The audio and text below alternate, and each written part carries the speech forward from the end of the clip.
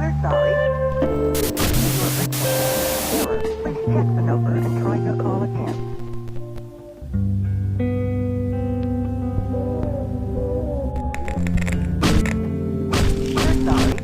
Next to me is Dennis. He's the designer for Hotline Miami 2, Wrong Number. Dennis, good job. Oh, thank you. Thank you. I finished Hotline Miami 1 actually recently on the PlayStation and PS Vita. Kudos for you. I loved it. I played it because it was made. I mean, the Dutch guys did a port. Yeah. Are you guys going to do ports of the game yourself, or? No, we are working with abstraction this time too. All right. Yeah, we're super happy with the result, and they're nice guys. So How did Hotline Miami change your studio or your life? Better to ask. I can keep doing games for a living, which is nice. So pretty much that. We didn't expand. Still just me and Jonathan doing the games, but just have that security that I can do a game and don't have to eat noodles every day.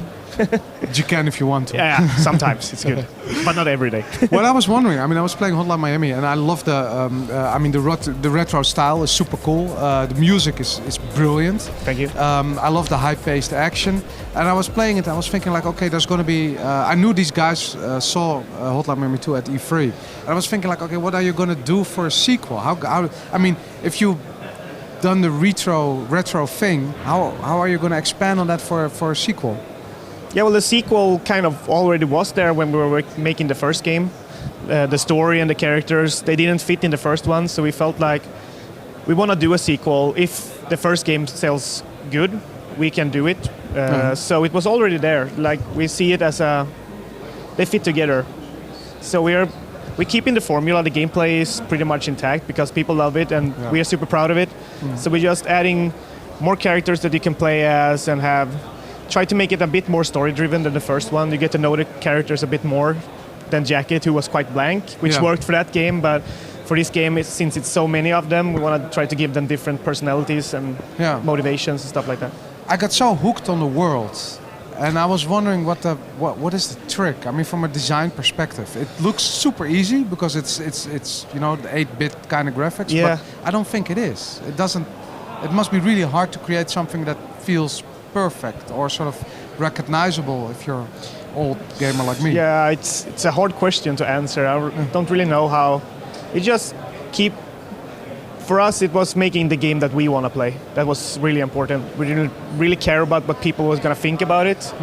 It was, if it worked for us, then it was going to stay in the game. But where, at what point in the development of Hotline Miami was a choice made to go for this retro style? I think it came from Jonathan seeing the movie Cocaine Cowboy, which is a documentary from Miami. I love it, And we felt like this is a cool setting because we wanted these, the drug and the game Extreme has this violence. kind of druggy feeling to it, almost like in you're a trance or hallucinating. Yeah. So that fitted perfectly. And also for us, we love the 80s and the 90s aesthetics. Yeah. Personally, so that fitted too. Making them have these white suits felt really cool. So again, we wanted to make the game that we wanted to make. And for me, the pixel graphics is more beautiful than 3D graphics. Yeah. I was raised with 8-bit, like Nintendo, Sega Mega Drive, and stuff like that. So for me, it's more appealing to watch pixel graphics than 3D graphics. So it came natural.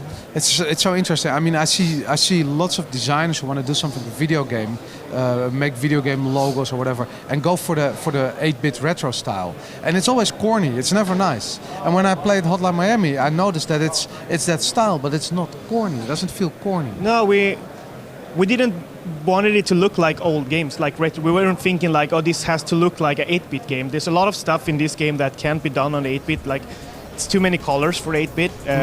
And the tilting of the stage can be done in 8-bit, and the same with a lot of the effects for the fonts and the background.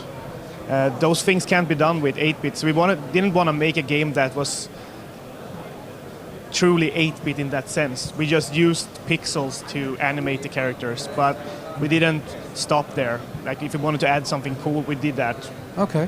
What's your team's favorite platform to play the game on? Now that there's I think the Vita is really cool. Yeah. Because the controls work so great and the screen is so crisp, so the colors and everything is really popping, which is cool.